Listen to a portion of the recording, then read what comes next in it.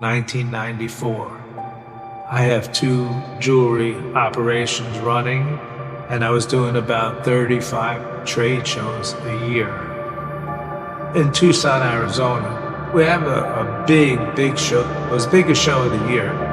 Every single year we did that show, there was always a lot of viruses running around. This year, a killer virus or bacterial, we didn't know what it was. People started getting sick left and right. The medical officials didn't know what it was. By the 3rd day of the show, I started to get sick so badly. And I was sweating, my throat was swollen like this. That night, I physically remember hearing myself take my last breath. I left my body to this beautiful fluorescent glowing mist. I have a feeling like I never had before. I remember saying, I'm home. I'm finally home.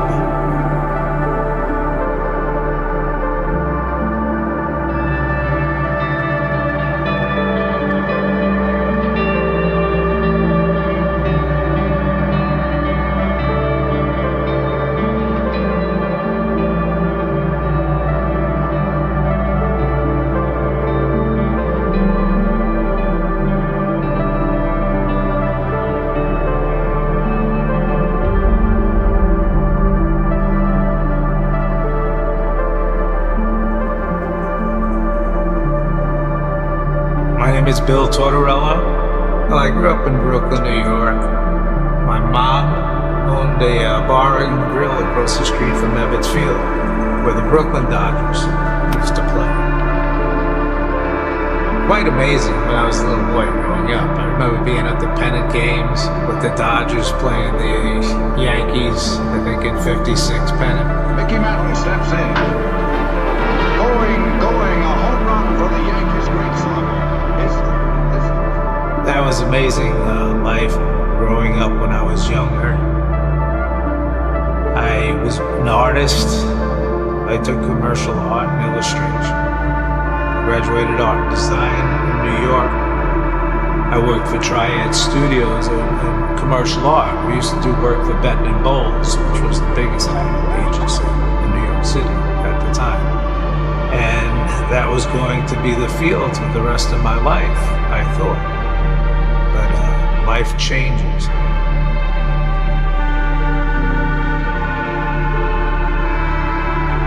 I moved down to Florida when I got married, 1973 now. My dad used to have stories about Miami Beach, conventions under the palm trees, the blue water, you know, and I'm thinking in my head, Miami's a big city. Well, Miami's a big city now, yes, but not 1973.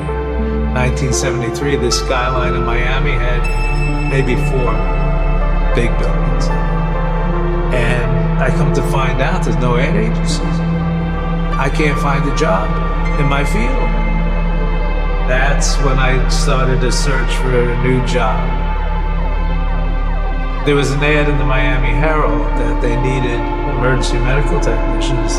They needed them for the county because everybody was retiring to South Florida at the time. So they were really in dire need for help.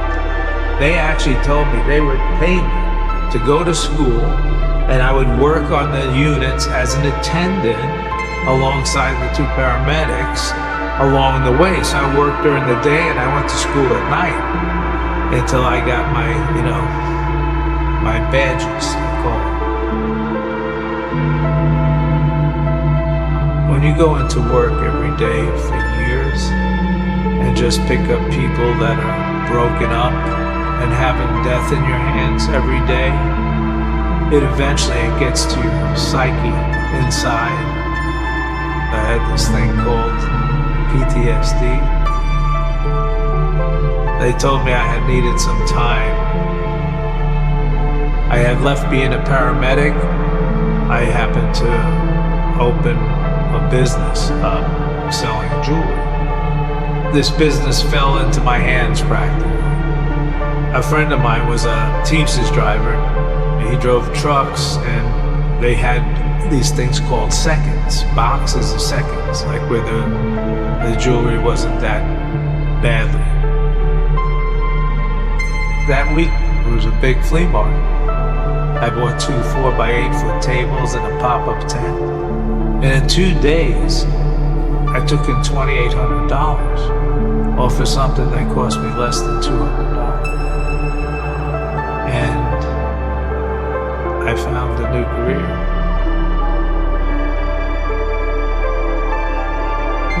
Fast forward to 1994.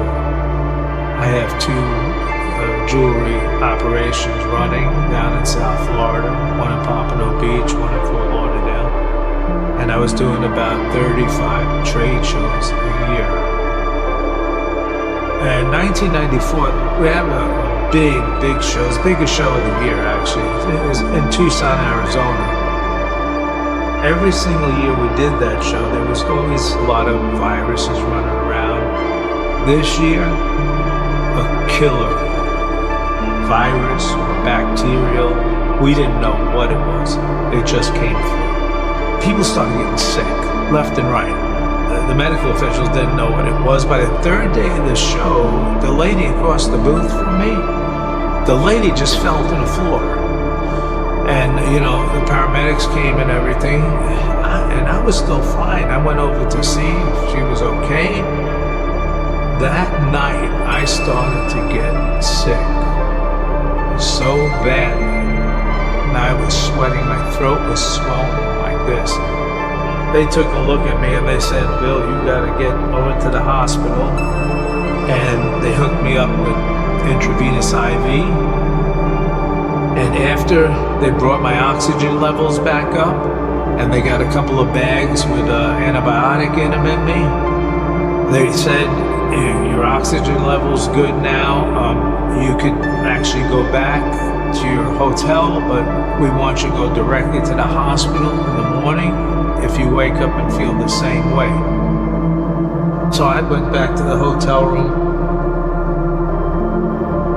That night, I physically remember hearing myself take my last breath. I left my body through this beautiful fluorescent glowing mist, hovering over my body, looking down upon myself. And when I recognized that body wasn't alive anymore, this beam came from behind me so bright, it lit up everything underneath me. And it drew me right into the gateway.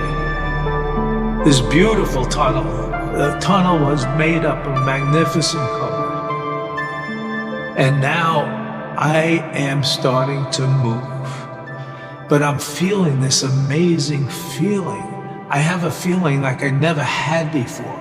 A love. The love was so incredible that you actually become the love. Now you're in this light, you're part of this light, and I'm moving at what seems to me like the speed of light. No debris, nothing, just light, beautiful colors whizzing by me, going through me. And this love is growing stronger and stronger. By the time I get to my destination, I remember distinctively saying, "I'm home. I'm finally home." I remember hearing a soft voice speak to me.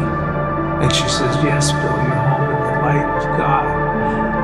And then she said, "My name is Antonia. I am one of your guards." And now I'm being greeted by spirits all around me, family, friends that I remember mingling, talking, feeling love from everybody. recognize them, they recognize me. Everything is done through telepathy. There's no mountains at this point. There's no bodies at this point. They're beams of light. I'm still a mist at this time.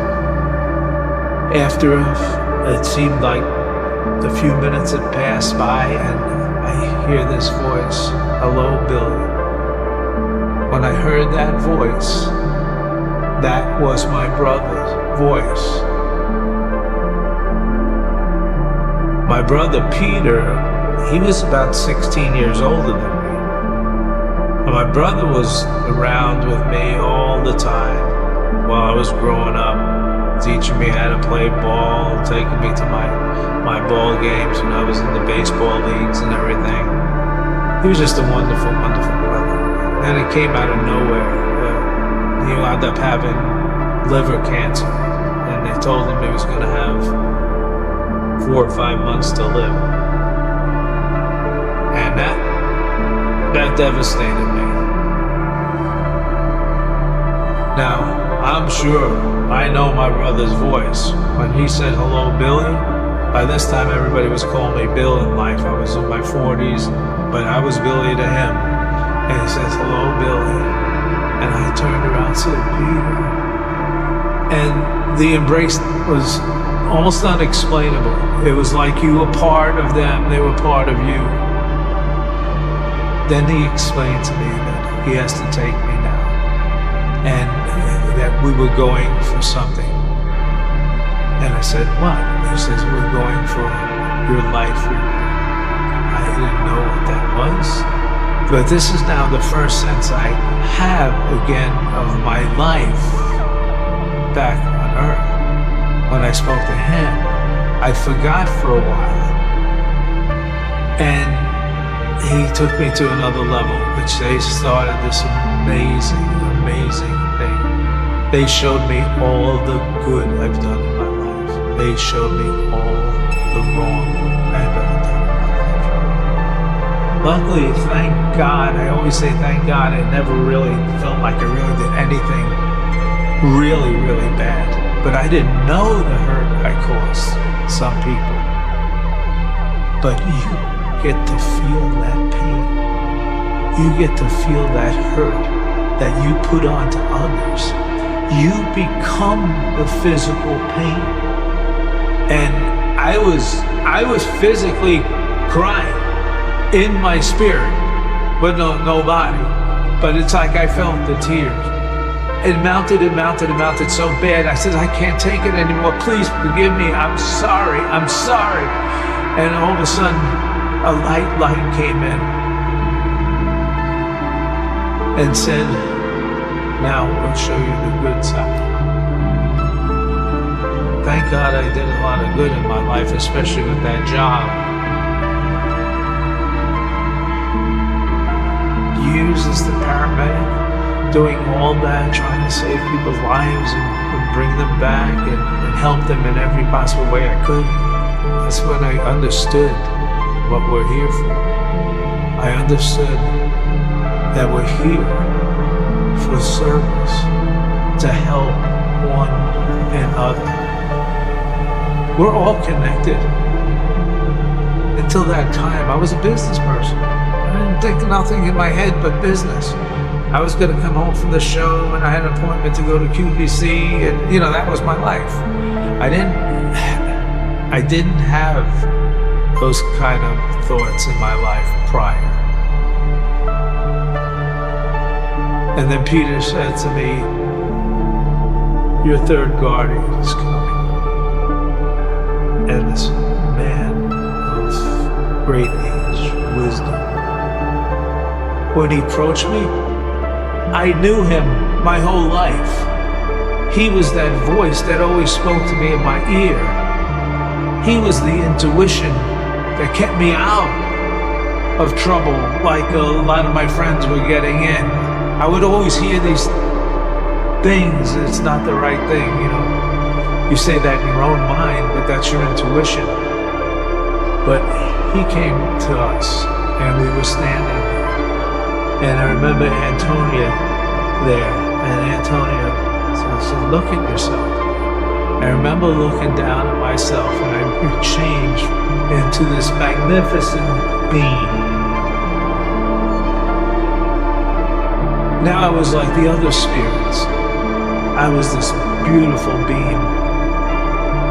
Now we're back in spirit, so I'm just feeling that complete love again. In your spirit side, you're always in love, where you're connected to everyone around you. They take me to a final level. All three of them take me to a final level, where I believe it's almost like a panel.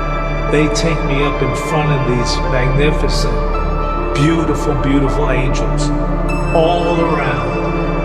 And I remember they explained to me that you're going to get wisdom and knowledge through these angels. I started getting bombarded with different thoughts. Angels would approach me and I would see the universe. Angels would approach me, I would see combustion, nebulas being created.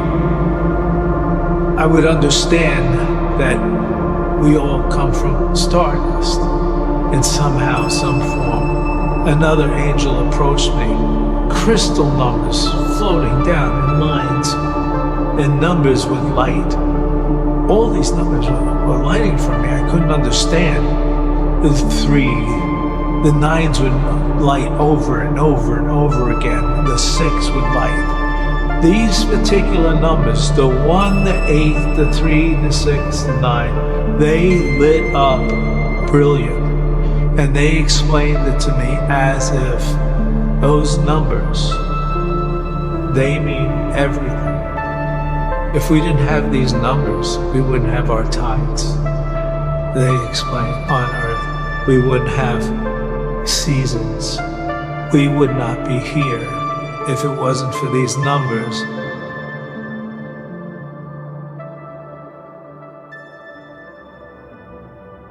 One more angel approaches me, says to me, you must return. I'm feeling complete love. I said, no, please don't send me back. I was pleading over and over again. She says again, you must return. I did everything I possibly could think of not to have to come back. The next thing I know, I'm being pulled back through a vortex, flowing back faster and faster and faster, and then I'm starting to feel pain, and then I'm zapped in my body. When I came back in my body, I'm physically feeling pain, and I can't move my legs or my arms. I'm waiting. At least 10 minutes went by, and then I started feeling tingles running through my body, running through my arms, running through my legs, and then I had enough strength to reach over. And I reached up, got the paramedics to get me to the hospital. I was frightened. I was full of pain. I couldn't tell anybody this, because if I would have opened my mouth, they would have thought I was crazy. In those days, you just didn't talk about that. Never heard of a near-death experience, didn't know what it was. And it wasn't to the point till I saw my doctor after I got home. He took me to his office and I explained what happened to me, and he told me, I think what you had was a near-death experience. And he gave me a few things to read. He said, you should read these, and you'll have a little better understanding. But he did say one thing to me after that. He said, Bill Tortorella, a lot of us get to find God in our lifetime. He said, Bill, you were lucky enough to meet him.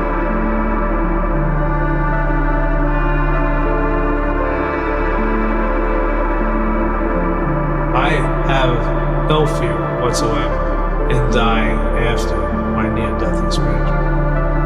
I welcome it. That's my home. I'm going home. You know, I know where I live. I know where I'm going back. know that this is just a temporary thing, but this is where we learn. You see, that's an important part as well. We learn. We learn how to feel here. And that's something we don't have on the other side. The only feeling we have on the other side is of one complete love and service. It's one whole feeling. Those are together as one. But that's it. There's no pain on the other side. There's no sadness. There's no sorrow. None of those human emotions exist. That's why there's no selfishness. There's nothing on the other side like that. That love and service that you feel on the other side overwhelms anything that you could think of here by boundaries, by hundreds and hundreds of times. More wonderful. This is a temporary abode. We're in this casing here. This is not us. We're beautiful beings of light. We're spirits of the universe. And when we all get there someday again, you'll recognize it too. You'll recognize it as home. You'll have family and friends around you that you'll recognize. We all travel in spirit circles around our friends and family. They stay with us.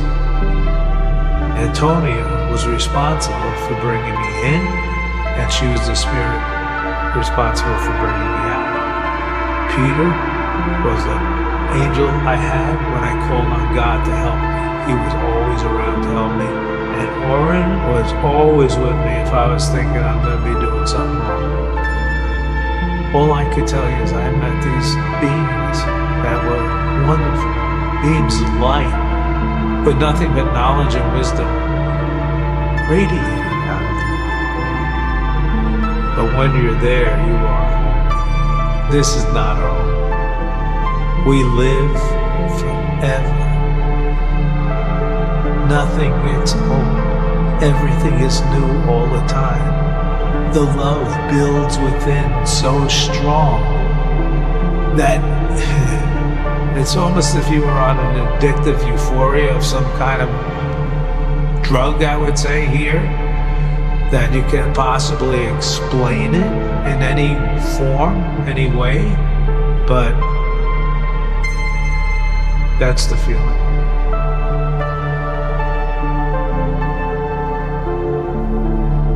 Our purpose is love.